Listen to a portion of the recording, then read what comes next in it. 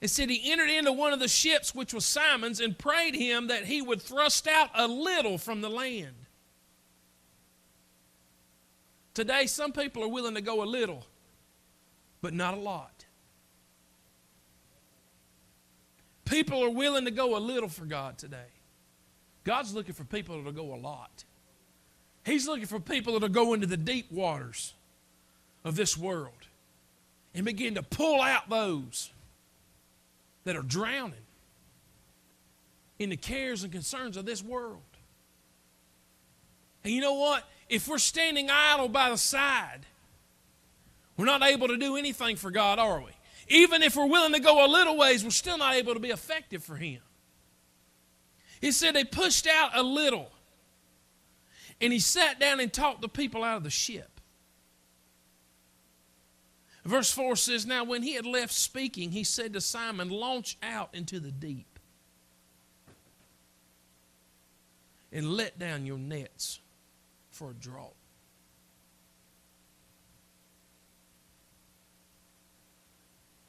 Please notice, Jesus did not say, Peter, whenever you feel like it in the next 2 or 3 hours, let's go a little deeper. Did He say that? He said, Peter, when you feel comfortable and you rest a little bit, let's go a little deeper. He didn't tell him to fool around with it. He said, go out in the deep. Thrust out into the deep. That means don't wait around on it. Let's get this thing going. There's times you got to be willing to jump in the deep for Jesus. That's where He wants you to be. You can't be effective in the shallowness of life. You know what? If you stay shallow, how are you ever going to reach somebody that's in a deep problem? Huh? You can't reach them. If somebody's mired up in quicksand and you standing over on the rock, how are you going to get to them? Sometimes you got to jump in there and get them. We got to be willing to trust Him. We got to say, you know what? I'm going in there after Him, and the Lord's going to bring us both out. But you know what? People don't want to hear the word today. They don't want to hear what the Lord's got to say to them today. People have become uninterested in what the Lord has to say. They become uninterested in the Lord's plans for their life. They become uninterested in going into unfamiliar areas or going into areas where they have tried and felt like they were a failure and didn't get anything accomplished. Verse 5, Simon answered and said unto Him, Master, we have toiled all night. Notice, please, he said, we've toiled. We've wore ourselves out. We've done all that we could do. See, that was their problem. They were trying to do it in themselves. Can I tell you something? When you go on the field for the Lord, don't ever try to do it in yourself.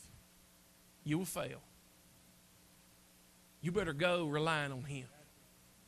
You better go relying on the fact that He's going to be there and He'll sustain you through it no matter how long it takes. You go on with the notion that, hey, you know what? I'm not giving up. Because I know that He'll be with me. I know He'll see me through. I know He'll take me all the way.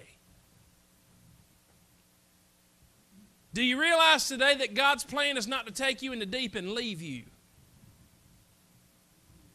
God doesn't find it humorous to throw you in the deep waters of life and just leave you to struggle.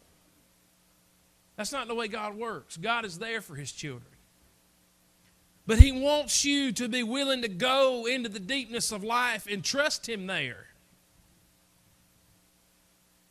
It says, we've toiled all the night and have taken nothing.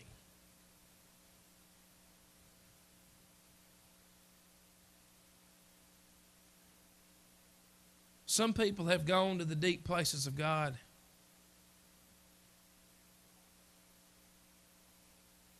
and came out with nothing.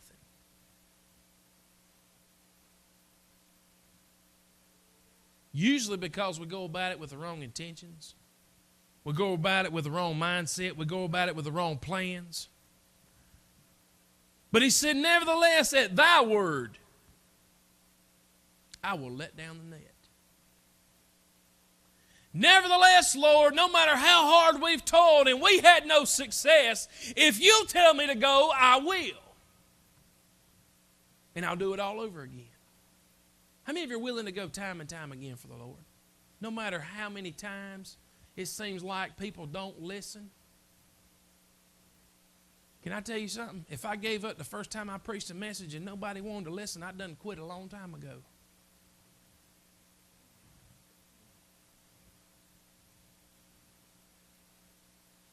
There's so many times that the word goes forth.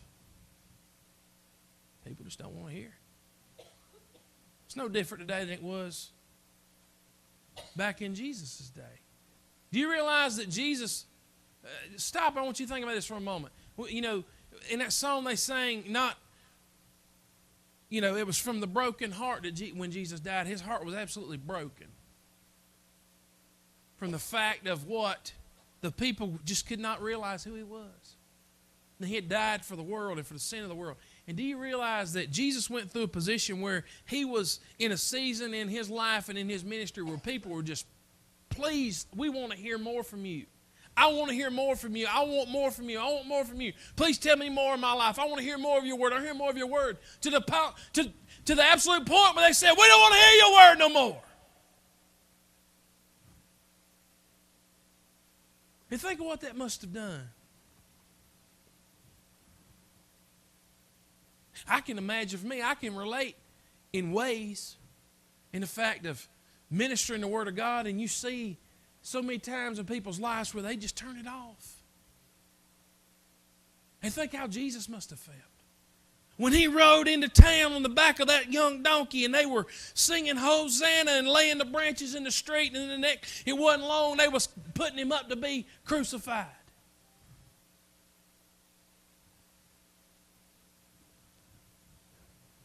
Peter said, nevertheless, at thy word, we'll do it. So what happened? Did they fail again?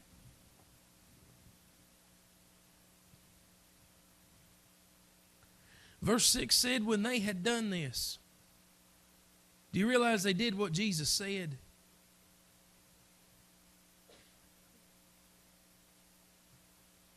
Anybody?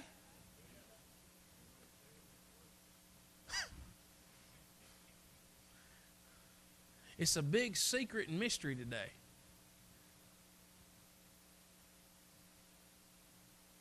Peter said, nevertheless, at your word we'll do it. And so it says they went, they let the nets down, and they had a system failure, didn't they?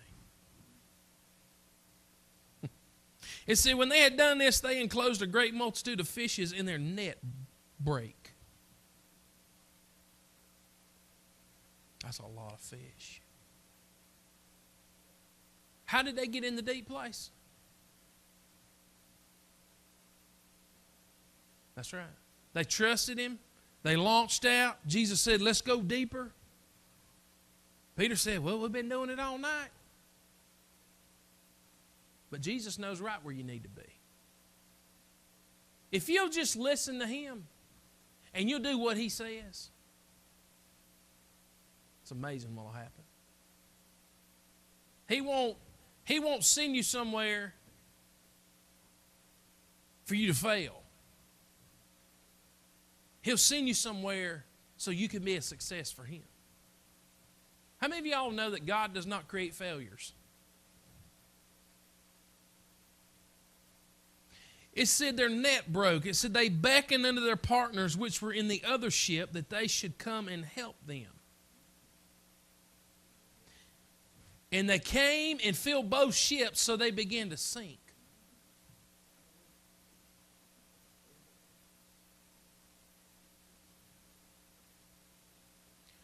Verse 8 says, when Simon saw it, he fell down at Jesus' knees, saying, depart from me, for I am a sinful man, O Lord.